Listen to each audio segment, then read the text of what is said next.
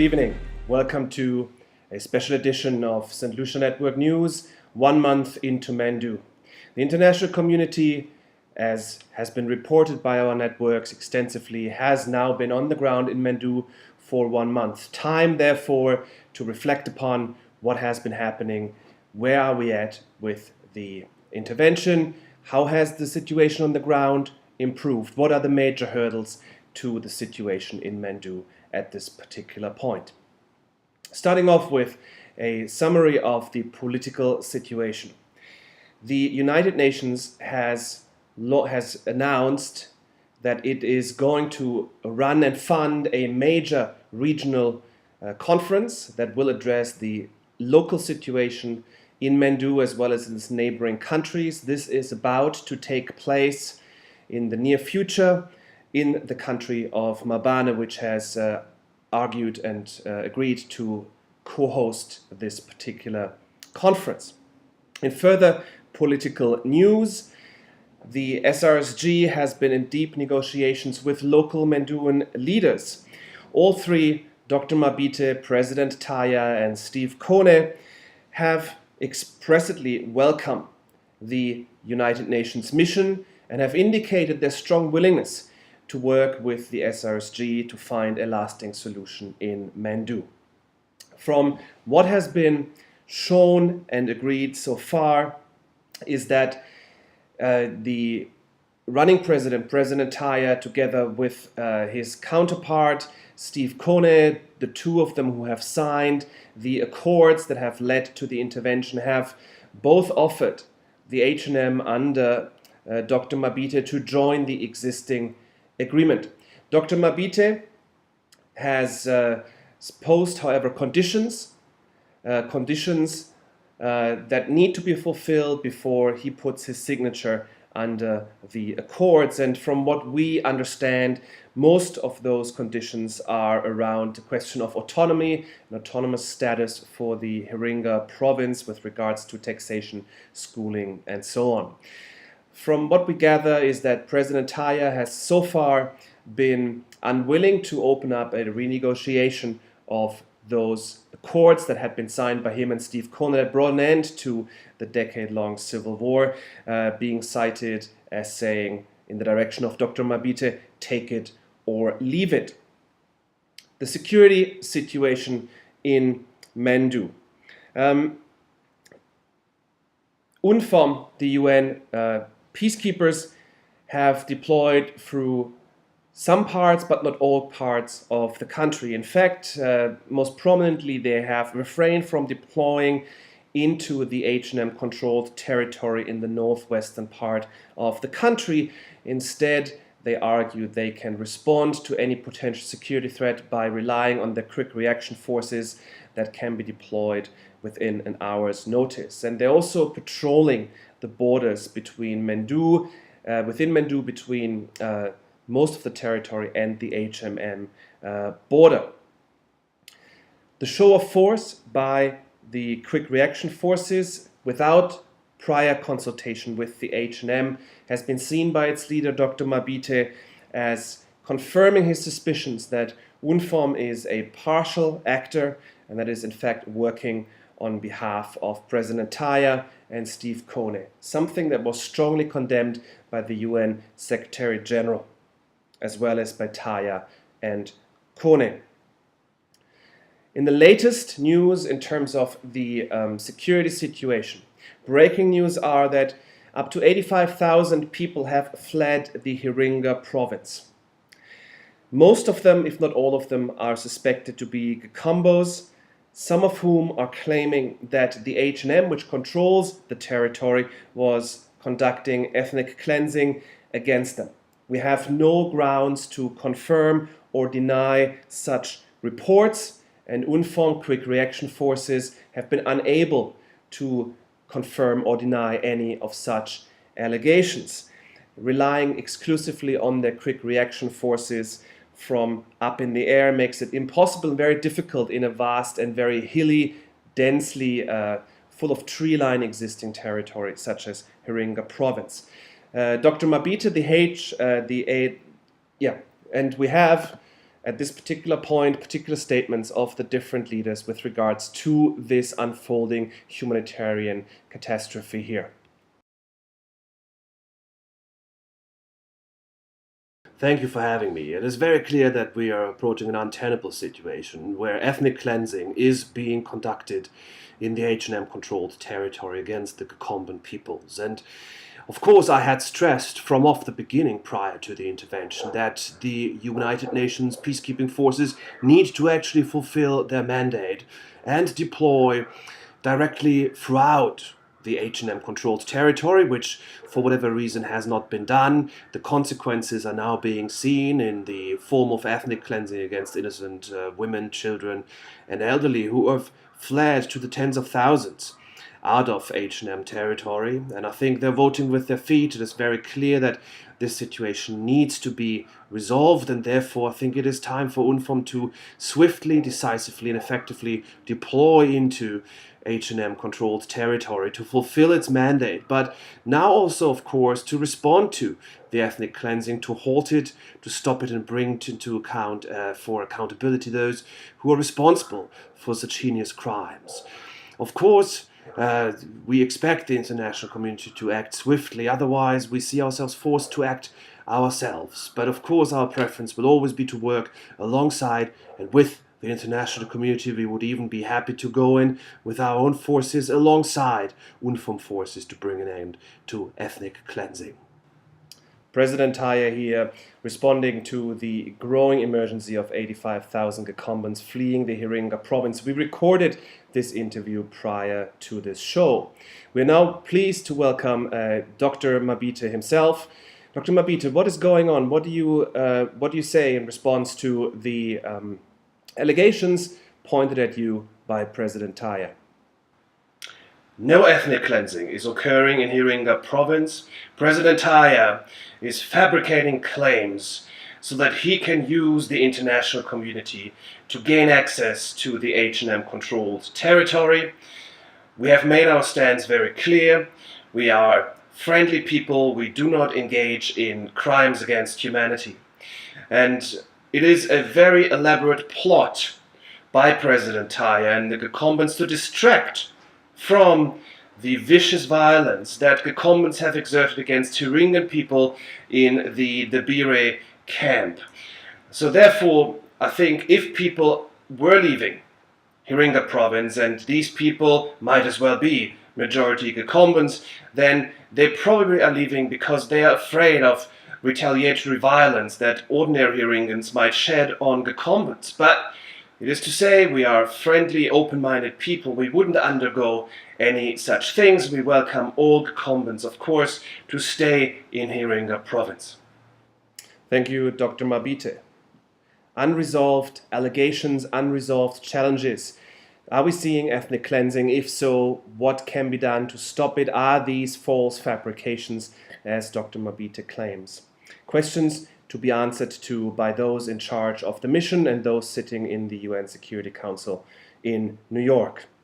On more positive news, a joint military commission has been proposed by the SRSG, and both President Taye and Stephen Kone have agreed to be part of this joint military commission that is, of course, essential in trying to figure out how to disarm, how to reintegrate different former fighting factions on both ends, in this case the PAM and the DFIM.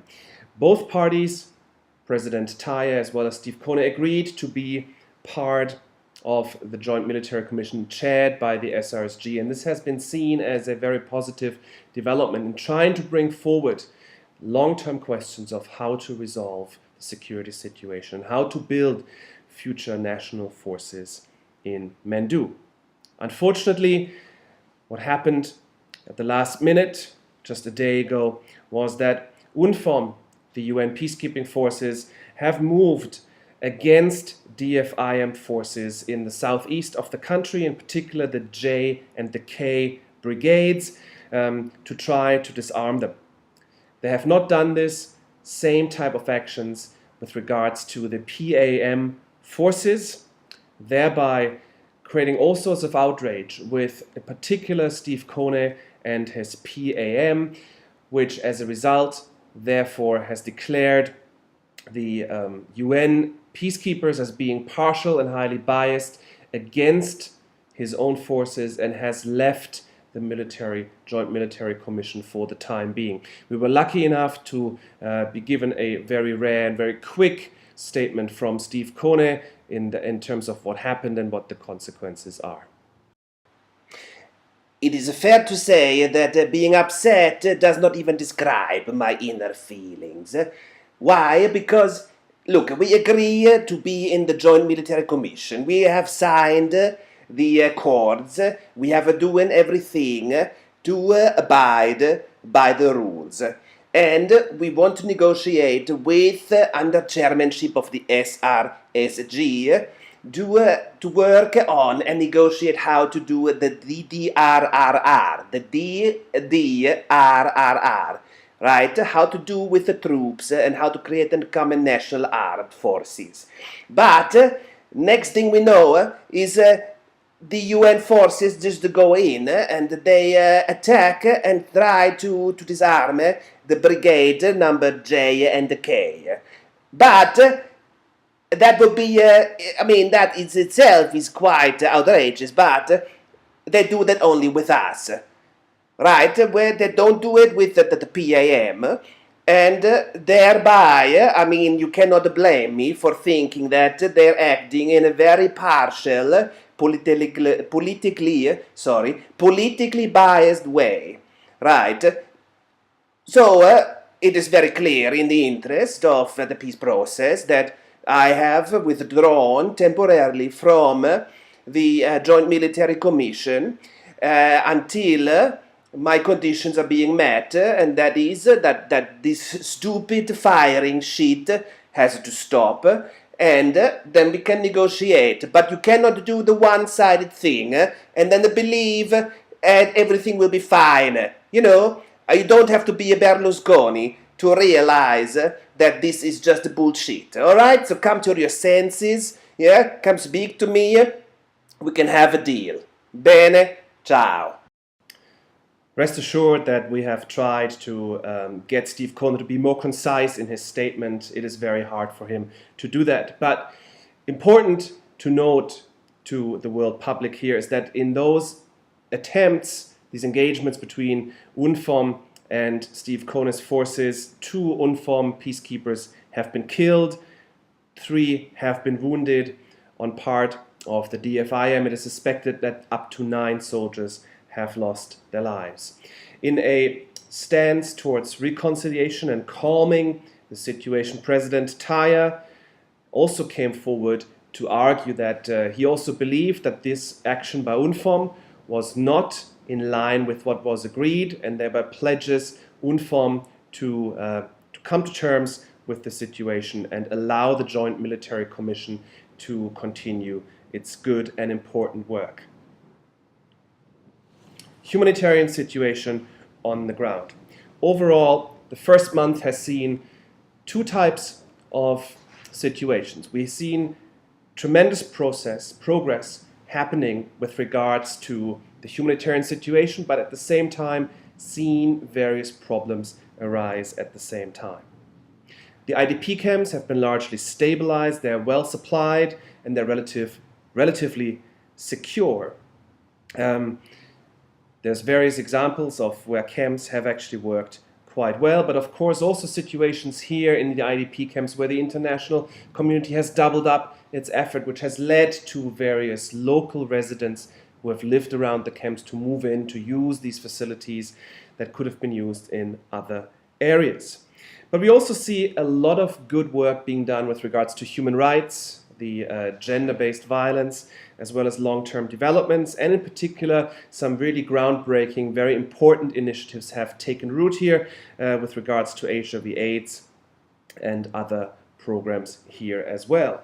On the downside, we have seen, especially in the refugee camps, various problems where it seems as if the international community has not shown any presence there on the ground. And we have seen, therefore, several people getting killed. Overall, in the refugee camps, 2,500 deaths have occurred because the international community has not been able to distribute water, shelter, food, health, as well as security forces into those.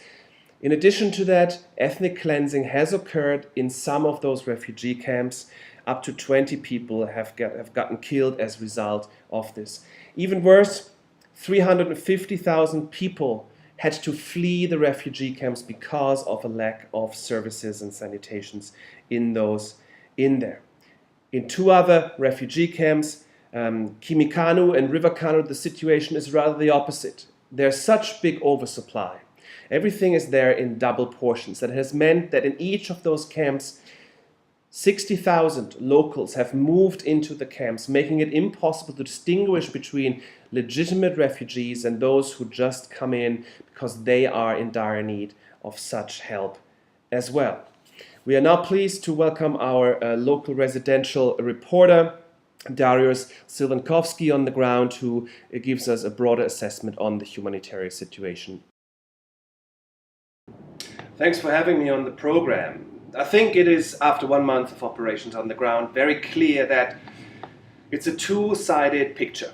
On the one hand, we see a lot of progress that has been made in the local communities. On the other hand, we see a lot of problems still occurring in the humanitarian area. What do we mean by this? Progress has particularly been made with regards to the IDP camps, where it is fair to say that after 1 month, the worst of humanitarian catastrophes has been averted and a lot of lives have been saved. If we ignore one particular camp that has in a way been neglected by the international community, where we only see one actor but no one else being present and people therefore suffering from it. We also see a lot of good initiatives already being put on the ground in Mandu that aim at long-term development, that aim at addressing concerns over child soldiers, HIV/AIDS, gender-based violence, that drill water holes and build sanitations, that build hospitals, that build schools, so on and so forth. All these little details, mosaic pieces that are needed in order to allow for Mandu to find long-term peace. So these are the encouraging signs that clearly emanate from observing the situation on the ground in the first month, where we see more or less an entire disaster with regards to the humanitarian situation occurs with regards to the refugee camps. For whatever reason, the international community seemed to have been focusing on tasks other than dealing with refugee camps. So we see, in contrast to the IDP camps, barely any presence in the refugee camps, which has in return resulted in not only allowing for violence to happen, but also for warlords who have previously run those camps to strengthen. Various food items have been snatched. People have left those camps. We've seen between the Bire and Kabore a very complex mix of ethnic clashes that have seen people getting killed. And of course, not to mention the big blunder that happened very early on in the mission, where 150,000 refugees have just been transported across the border back into Mandu, mostly Hiringans from the Dabire camp, who have not even been asked whether they want to be returned. So as you can see, a lot of work still needs to be done. In one regard, the biggest of humanitarian catastrophes within the country has been averted, leaving aside questions, of course, over those 85,000 who have come out of Hiringa province. All these other issues of doubling up aid and not providing for sufficient security in those camps. The biggest problems from a humanitarian point of view are currently occurring in those refugee camps. And thereby back to the St. Lucia Network's news broadcasting studio in Brisbane. In other news, no progress has been made with regards to prisoners of war. The capital, Luaba, has been taken by the UN forces and has been regarded as a relatively safe place. So we see some good work being done by the peacekeepers on the ground. The situation does not look as good in the town of Dijian, where local gangs are still roaming the streets. Here, the UN peacekeepers seem to have focused primarily on allowing for the safe access and transition of humanitarian convoys, thereby deprioritizing engaging with those roaming gangs on the ground, which has led to a lot of frustration with the local community and citizens of the city of Dijian, who feel that UN forces are neglecting their considerable and legitimate security concerns. And finally, United Nations police forces.